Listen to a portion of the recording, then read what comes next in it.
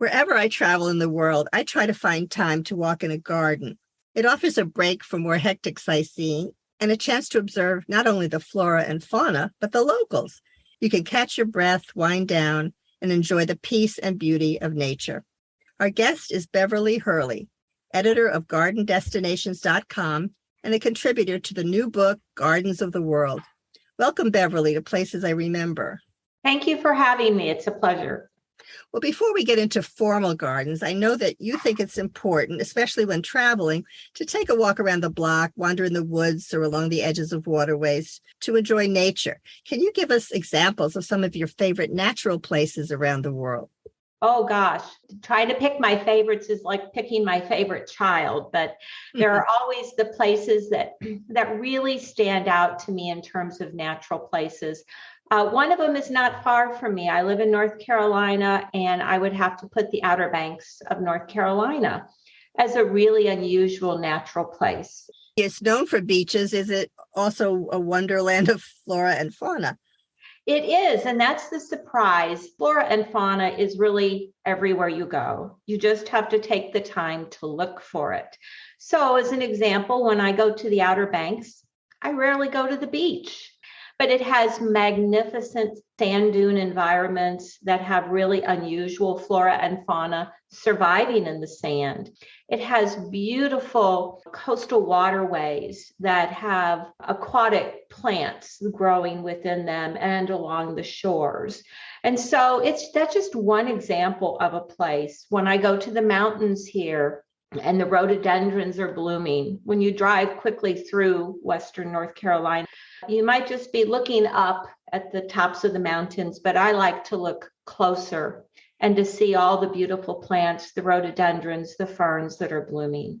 It's hard for me to pass a field of something growing en masse. So a field of sunflowers or a field of daylilies blooming somewhere, I'm quick to stop and just take in the beauty of those flowers. Absolutely. I remember so many times traveling throughout the world in the spring, and the roadside wildflowers and the butterflies and all of those lovely insects that come along with the flowers. It's something you don't forget. And I think some people just pass it by as a kind of background, but it is one of the more beautiful things of travel. There are places like Buffalo, New York that has over 400 gardens. There are towns that focus on that, but there's also the wonderful seasonal beauty of Savannah or Charleston in the springtime when the azaleas and dogwoods and rhododendron are in bloom, or cherry blossoms in Washington, D.C. or in Tokyo, or just even the early fall in upstate New York or New England, or late fall in the Blue Ridge area. I try to travel during these times because it is gorgeous, and you don't have to go to a garden necessarily to enjoy beautiful flowers.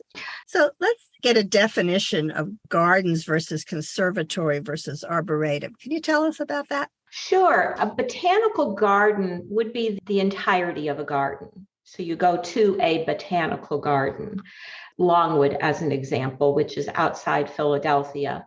And so within the botanical garden, you would have smaller other gardens. You might have a section with dahlias, a section with native plants. You might have a section with roses.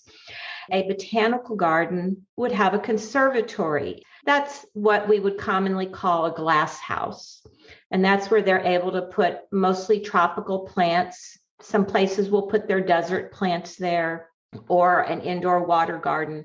That's a place that needs to be highly climate controlled and couldn't survive outdoors because it needs warm weather, dry weather, wet weather. But arboretum is really all about the trees. And so you might have an arboretum where that's the main focus, but you might have a bigger botanical garden that has a separate arboretum. So does that make sense? Yes, it does. And I knew arbor was a tree, but I always wondered where there were so many other plants. It's a part of a larger garden. Very interesting. Okay. Now, both of us are big garden fans. So let's share some memories of our favorite gardens around the world. We'll go back and forth. You start, Beverly. Probably have to start with the garden where I grew up and went to when I was much younger, and that would be the Missouri Botanical Garden, which is one of the oldest, if not the oldest, in the United States. Started in, I want to say, the 1850s to 1860s. It has everything. It has all the formal beds that are the ooh and ah, beautiful plantings that you see. But it has specialty gardens like the renowned Japanese garden. It also has a lovely glass house conservatory called the Climatron, where you think about winter in the Midwest was definitely a respite for gardeners deprived of green and flowers. So now when I go to a garden, you might say I have a more refined taste, but I still go back to the Missouri Botanical Garden. It holds a special place in my heart. Well, that's lovely. This is a podcast about memory. And I think that, as I said, gardens give you memories of beauty and respite. Well, let's get one of my favorites. I have talked about it before on episode 56 about the Netherlands. It's Keukenhof in Lisa near Amsterdam. Most people know about this gorgeous, gorgeous garden. It's a landmark. It contains 7 million flower bulbs planted across 79 acres of land. It's the largest flower garden in the world. And the grounds are also beautiful. There's Keukenhof Castle, which was built in 1649. Not that many people know about it, but you can visit that area as well. It's only opened in the spring, and it's got every kind of spring flower there could be. And it's near the flowering tulips in the fields. So you can also include that in your experience. And I would say the best time to visit it is the last week in April through May. And I think it's one of those things you should try to get to in your life. Okay, what about another one, Beverly? Well, let me just add something about Keukenhof in the Netherlands. If you go there, you must go to the Almsler Flower Market that's just outside of Amsterdam. This is where flowers from around the world, mostly in Europe and Asia and Africa, are brought through on a daily basis, bid just like a commodity, and then that same day shipped to some florist in the world. And you can have a tour of it. And it's amazing to see all these beautiful flowers coming through the flower market just outside Amsterdam. So fascinating. Yes, yes. While you're in that part of Europe, I recently discovered the Coloma Rose Garden in Belgium. And many gardens have a rose garden, but there are very few gardens that are only roses. And this was one of the only ones I've ever been to, where it's dozens of acres of beautifully planted roses from around the world, roses from Canada and a section from roses from Japan. But it was the way it was laid out that was just stunning. And of course, that would be a springtime, early summer destination. For those who like to stop and smell the roses, that is definitely the place to go. How far is it from Brussels? It's within an hour of Brussels. Easy day trip. Terrific. I think I would love to go there and smell the roses, as you said. And I love the names of them. So many of them have wonderful names, like peace rose and so forth. The aspects of roses are more than just the beauty of them, the smell, and also the history of many of them. So thanks for that. My garden is Bouchard Gardens in Vancouver Island.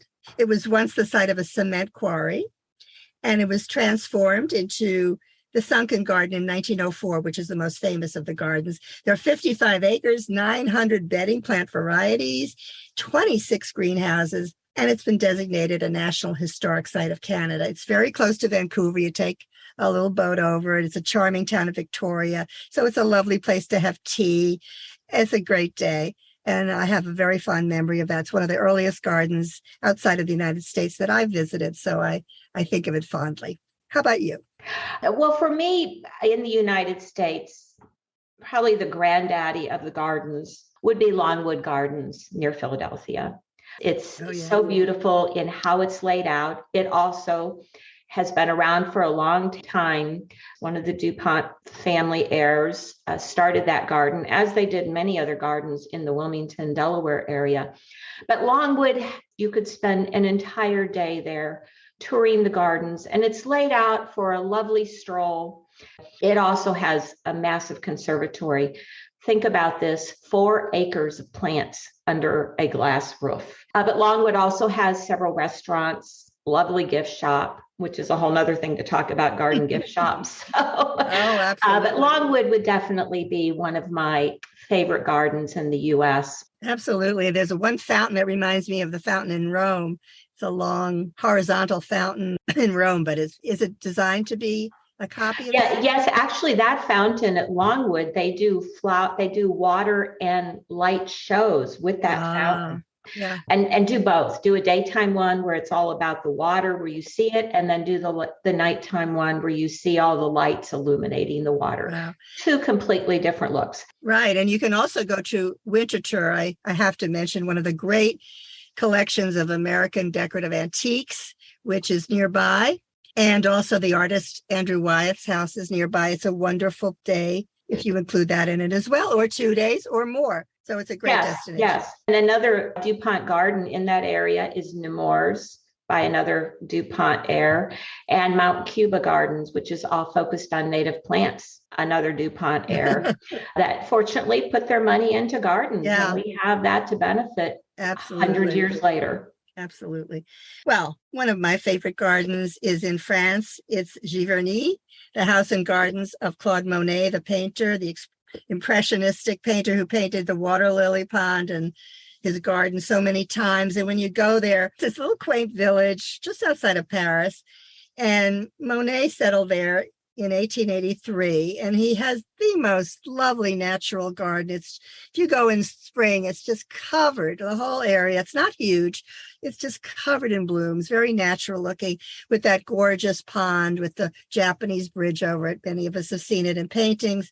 And then you get to go into his house, which is full of color, and it's very airy. I remember the tiled kitchen and lots of yellows and blues, rose arbors and weeping willows and fruit trees. It's just a lovely day trip again from a great city. If you have time, I recommend it when you're in Paris to visit Giverny. That one is on my list. I have not been, and now I must go. Oh, you will love it.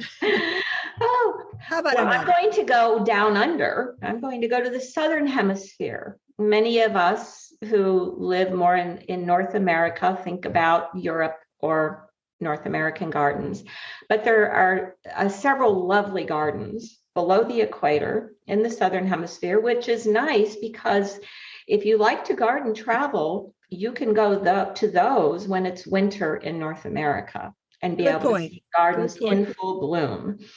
So I'm always for surrounding yourself in gardens 12 months out of the year. But what really got me started into the garden travel writing was after my visit to the Wellington, New Zealand Botanical Garden. I wasn't in New Zealand necessarily to see gardens at the time, but I thought, I'm here, let's see what kind of garden. And I was amazed. I love a garden that utilizes the space it has and makes something out of it, because not every garden can just be in a big flat field and they start planting plants. Many of them have to deal with geological hills and swamps and valleys to make a garden. And the Wellington, New Zealand garden, you take one of those incline trams to the top of the hill, and then the garden hugs the hillside all the way down that hill to the bay where Wellington downtown is located.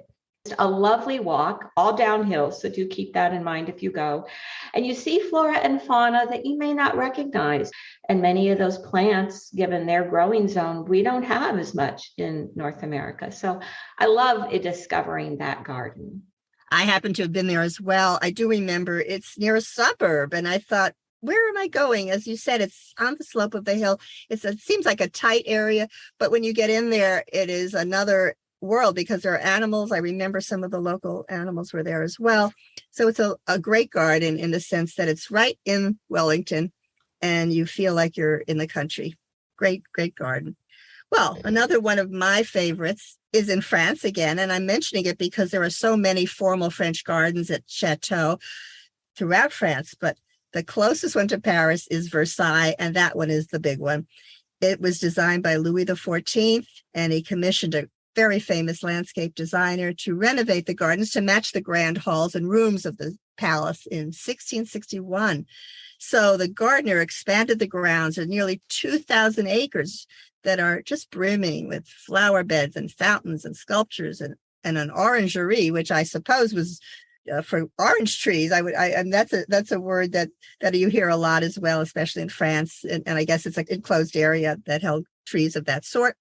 There's also a Grand Canal, which King Louis XIV used for gondola rides. So if you're going to go to a formal French garden, you don't have to go far out of Paris. Again, you've got two great gardens near that city, and both of them are among my favorites. Okay. My next one, I'm going to stay in the Southern Hemisphere.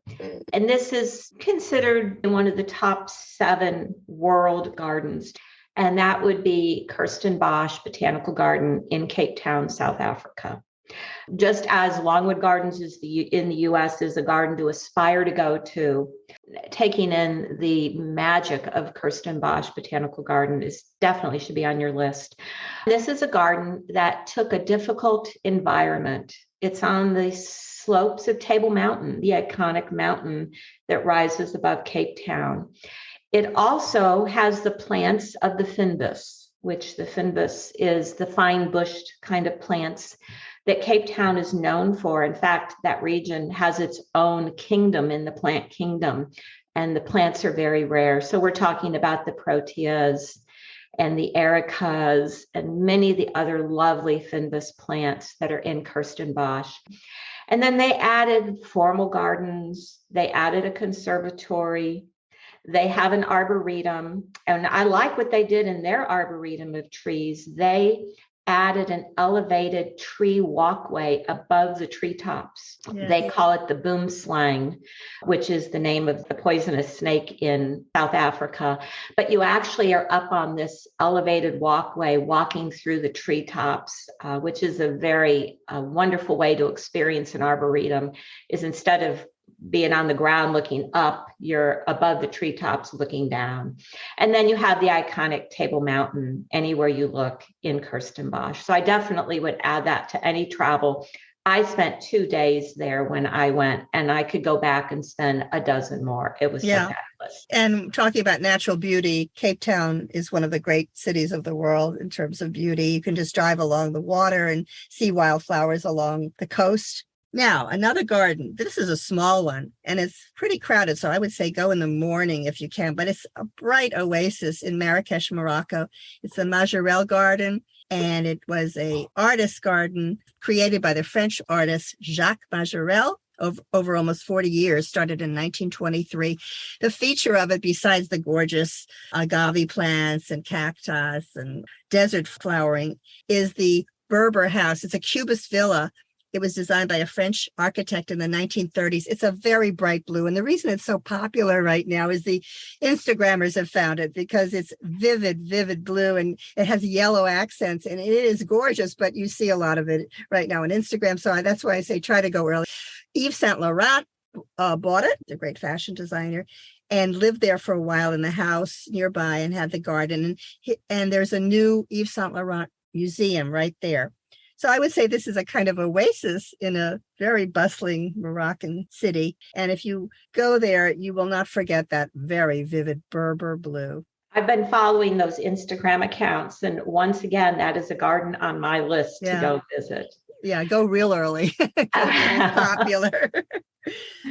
Okay, what's another one, Beverly? Well, bringing it back home to North America is the Portland, Oregon Japanese garden. So you don't have to go to Japan to experience a Japanese garden. And in fact, the garden there is the most authentic Japanese garden outside of Japan.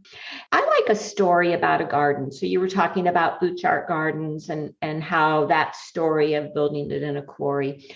Well, the Portland, Oregon Japanese garden was built as part of if you might say, an olive branch between two communities, the Japanese community of Oregon and the West Coast, and the non-Japanese who lived in Portland.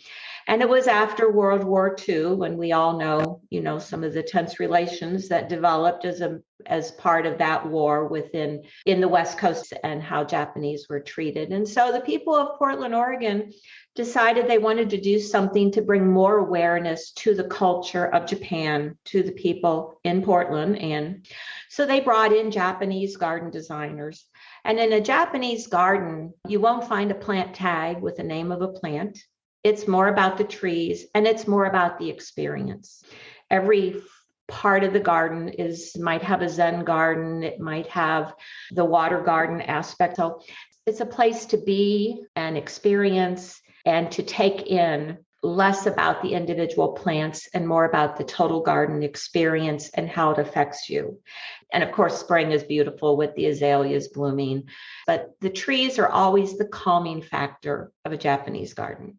Well, since you're mentioning Japanese gardens, I'll just say that one of my favorites in Japan is Kenruku-en Garden in Kanazawa, Japan. There are many beautiful ones, but that one is my favorite. It has the 6 sublimities, which are artifice, seclusion, panorama, antiquity, waterways, and spaciousness. They are very thoughtful gardens and very peaceful gardens. But my last favorite I'm going to mention is in Medellin, Colombia. It's a 35-acre oasis right in the heart of the city. It started in 1972, and it has about 600 species of tropical vegetation. But what's special about Medellin is the flower festival. I visited the farms. All the farmers try to present themselves through this big flower festival parade where they create these unusual floral arrangements on siletas, which are big wooden boards. And it takes a full year to grow the flowers and to create the pattern and then to make the beautiful siletas. Each of those weighs about 140 pounds. And the farmer carries it, or someone who represents the farmer carries it through the parade. It's a great honor for the farmer to win this. Medellin has a great love of flowers. And I do think if you want to see a wonderful festival, if you like the Tournament of Roses, for example, this is of this kind. It's filled with flowers. It's a great celebration all through that middle of August with concerts and so forth. You can go anytime to the farms outside of the city and to the garden in the city. But if you can get to that parade, it's very, very special. That's my last. So what about you, Beverly? Last one. Well, my last is not any particular garden. My last is really about all the, you might say, unsung gardens that are out there.